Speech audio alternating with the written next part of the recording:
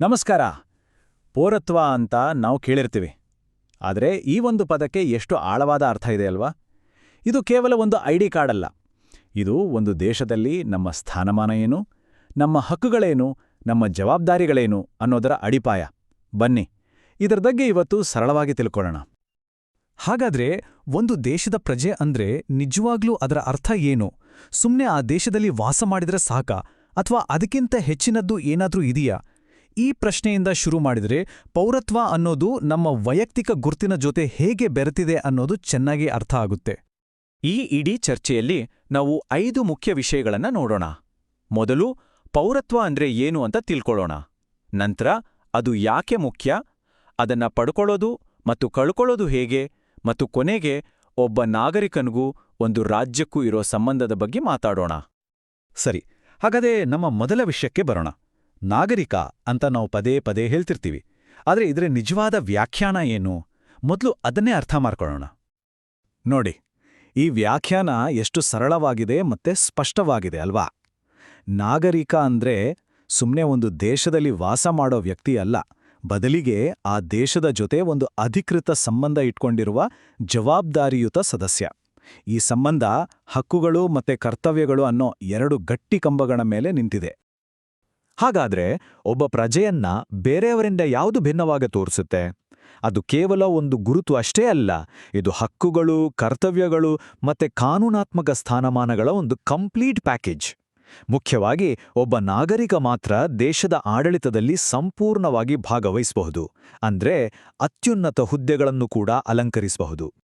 Okay, ಪೌರತ್ವದ ಲಕ್ಷಣಗಳ ಬಗ್ಗೆ ಗೊತ್ತಾಯ್ತು. ಆದ್ರೆ ಈ ಅಧಿಕೃತ ಸ್ಥಾನಮಾನ ಒಬ್ಬ ವ್ಯಕ್ತಿಗೆ ಮತ್ತೆ ದೇಶಕ್ಕೆ ಯಾಕೆ ಎಷ್ಟೊಂದು ಇಂಪಾರ್ಟೆಂಟ್, ಅದರ ಮಹತ್ವವನ್ನ ಈಗ ನೋಡೋಣ. ನೋಡಿ, ಈ ಮಾತುಗಳು ಪೌರತ್ವದ ಪ್ರಾಮುಖ್ಯತೆಯನ್ನ ಎಷ್ಟು ಚೆನ್ನಾಗಿ ಹೇಳುತ್ತೆ.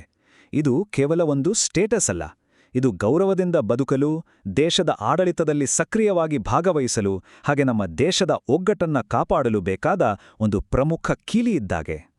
ಸರಿ, ಇದರ ಮಹತ್ವ ಗೊತ್ತಾಯ್ತು. ಈಗ ಪೌರತ್ವವನ್ನ ಪಡ್ಕೊಳ್ಳೋದು ಹೇಗೆ, ಅದಕ್ಕೆ ಯಾವೆಲ್ಲ ಅಧಿಕೃತ ದಾರಿಗಳಿವೆ ಅಂತ ಚರ್ಚಿಸೋಣ. ಪೌರತ್ವವನ್ನ ಪಡೆಯೋಕ್ಕೆ ಮುಖ್ಯವಾಗಿ 4 ದಾರಿಗಳಿವೆ. 1 ಹುಟ್ಟಿನಿಂದ, 2 ವಂಶಾವಳಿಯಿಂದ, 3 ನೋಂದಣಿ ಮಾಡಿಸ್ಕೊಳ್ಳೋದ್ರಿಂದ, ಮತ್ತು 4 ದೇಶದ ಭೂಭಾಗ ವಿಸ್ತರಣೆಯಾದಾಗ. ಬನ್ನಿ ಒಂದೊಂದಾಗಿ ಇವುಗಳನ್ನು ನೋಡೋಣ. ಮೊದಲನೇದ್ದು ಮತ್ತೆ ತುಂಬಾನೇ ಕಾಮನ್ ಆಗಿರೋ ವಿಧಾನ ಅಂದ್ರೆ ಜನ್ಮದ ಮೂಲಕ. ಅಂದ್ರೆ ಒಂದು ದೇಶದ ಗಡಿಯೊಳಗೆ ಜನಿಸಿದ್ರೆ ಅವರ ತಂದೆ ತಾಯಿ ಯಾರೇ ಆಗಿರಲಿ, ಯಾವ ದೇಶದವರೇ ಆಗಿರಲಿ, ಆ ದೇಶದ ಪೌರತ್ವ ಬಹುತೇಕ ಸಹಜವಾಗಿಯೇ ಸಿಗುತ್ತೆ.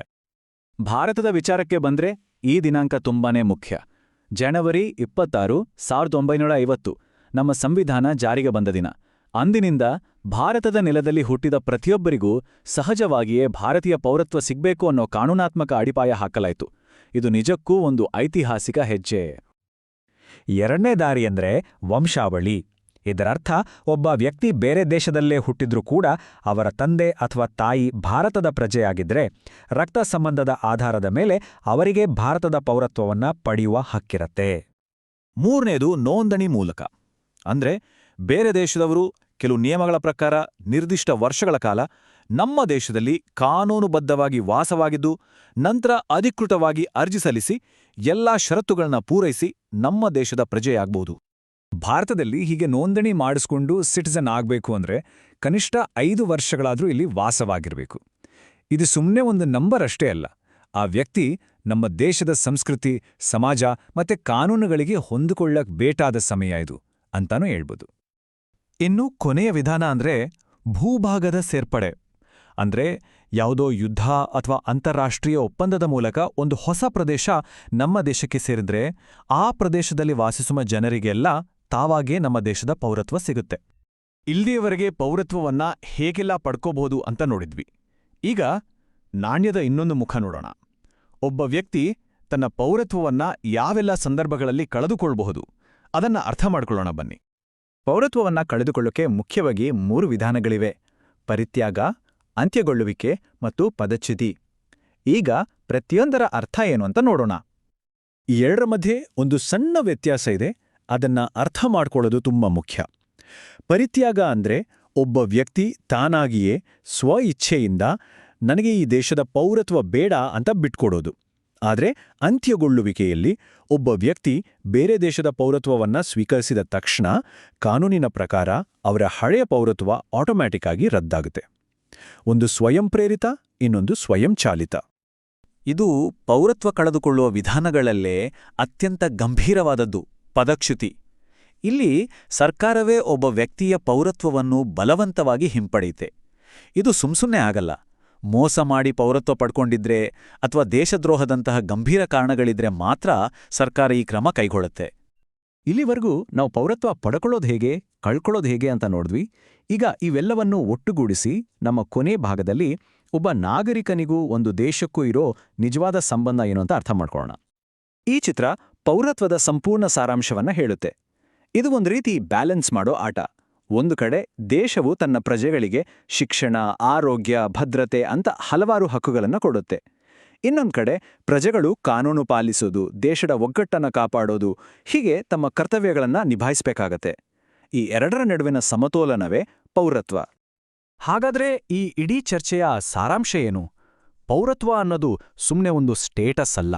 ಇದು ಸವಲತ್ತುಗಳು ಮತ್ತೆ ಜವಾಬ್ದಾರಿಗಳ ಮೇಲೆ ಕಟ್ಟಿರುವ ಒಬ್ಬ ಪ್ರಜೆ ಮತ್ತು ಆತನ ದೇಶದ ನಡುವಿನ ಒಂದು ಜೀವಂತ, ಸಕ್ರಿಯವಾದ ಸಂಬಂಧ. ಈ ಚರ್ಚೆಯನ್ನ ಒಂದು ಚಿಂತನೆಗೆ ಹಚ್ಚುವ ಪ್ರಶ್ನೆಯೊಂದಿಗೆ ಮುಗಿಸೋಣ. ಪೌರತ್ವ ನಮಗೆಲ್ಲರಿಗೂ ಹಕ್ಕುಗಳನ್ನು ಕೊಡುತ್ತೆ, ಸರಿ. ಆದರೆ ಅದಕ್ಕೆ ಪ್ರತಿಯಾಗಿ ಈ ದೇಶಕ್ಕೆ ನಾವು ಮಾಡಬೇಕಾದ ಪ್ರಮುಖ ಜವಾಬ್ದಾರಿಗಳು ಯಾವುವು? ಇದರ ಬಗ್ಗೆ ಯೋಚಿಸೋಣ. ಈ ವಿವರಣೆಯನ್ನ ಗಮನವಿಟ್ಟು ಕೇಳಿದ್ದಕ್ಕೆ ಧನ್ಯವಾದಗಳು.